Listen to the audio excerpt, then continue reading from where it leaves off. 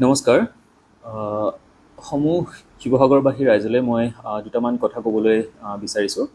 আজি ৰাতিপুৱাৰ পৰা আমাৰ বিভিন্ন ছ'চিয়েল মিডিয়া প্লেটফৰ্মছত আমি এনেকুৱা ভিডিঅ' এটা দেখা পাইছোঁ যে যিটো ভিডিঅ'ত মানে আমি দেখিছোঁ যে বহুত কেইজন ব্যক্তিয়ে কিছু সংখ্যক ব্যক্তিক আঁঠু কঢ়াই পেলাই মানে লাঠিৰে মৰিয়াই তেনেকুৱা শ্লোগান কিছুমান দিবৰ কাৰণে মাৰি মাৰি বাধ্য কৰাই আছে।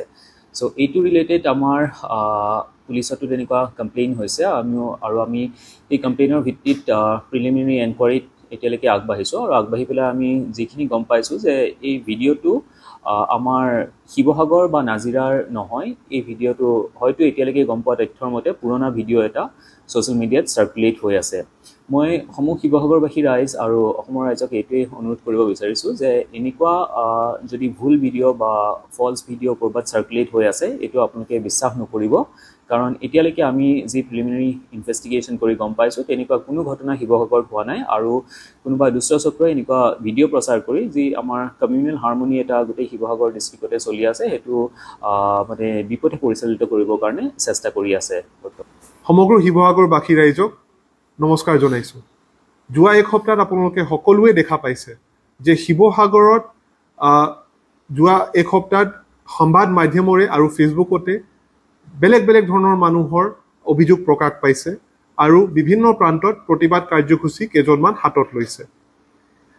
আমি সকলোকে জনাব খোজোঁ যে কোনো জিলা প্ৰশাসন বা আৰক্ষী প্ৰশাসনে নিজৰ জিলাৰ নাগৰিকৰ বিৰুদ্ধে আইনী ব্যৱস্থা লোৱাটো কেতিয়াও ভাল নাপায়, কিন্তু যিহেতু দেখা গৈছে যে যোৱা 2 দিনৰ পৰা সাধাৰণ মানুহ আৰু দৰিদ্ৰ মানুহৰ জীৱনৰ ওপৰত এটা প্ৰভাৱ পৰাটো আৰম্ভ হৈছে, কেতিয়াবা প্ৰশাসনে এনেকুৱা ব্যৱস্থা কেইজনমানৰ বিৰুদ্ধে ল'বলৈ বাধ্য হ'ব লাগিব।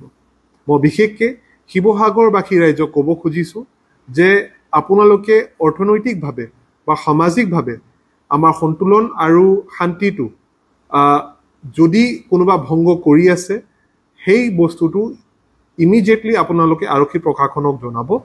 আৰু মই আশা কৰিছোঁ যে যোনটো শান্তিৰ পৰিৱেশ ৰজাদিনীয়াৰ পৰা শিৱসাগৰত চলি আছে তেনেকুৱাই শিৱসাগৰ অৰ্থনৈতিকভাৱে আগবাঢ়ি থাকিব। মই শিৱসাগৰৰ যুৱক যুৱতীসকলক এটা স্পেচিয়েল মেছেজ দিব খুজিছোঁ। আপোনালোকক মই ক'ব খোজোঁ যে জীৱনত কোনো দেশ বা ৰাজ্য বেলেগৰ পৰা পইচা তোলাৰ পাছত বা ব্যৱসায়বিলাক বন্ধ কৰাৰ পাছত আগবাঢ়িব পৰা নাই। নিজৰ সবলীকৰণ আৰু স্কিল ডেভেলপমেণ্ট কৰাৰ পাছতে আগবাঢ়িছে।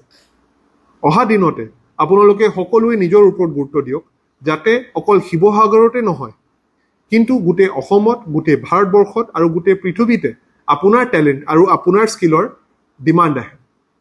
মই ক'ব খুজিছোঁ যে কৃষিৰ ক্ষেত্ৰত, ব্যৱসায়ৰ ক্ষেত্ৰত, চাকৰিৰ ক্ষেত্ৰত বা আপোনাৰ বেলেগ যিকোনো টেলেণ্ট হয় সেই টেলেণ্টটো আপোনালোকে নিজেই ডেভেলপ কৰক, যাতে কেতিয়াও আমি বেলেগৰ কাৰণে যাব লগা নহয়, মানুহে আমাক বিচাৰি ইয়াত আহিব লগা হয়। সেই মেছেজটো দি মই সকলোকে পুনৰবাৰ এবাৰ ধন্যবাদ জনাইছোঁ আৰু ইমানতে আজি আমি সেই মেছেজটো সামৰণি মাৰিছোঁ।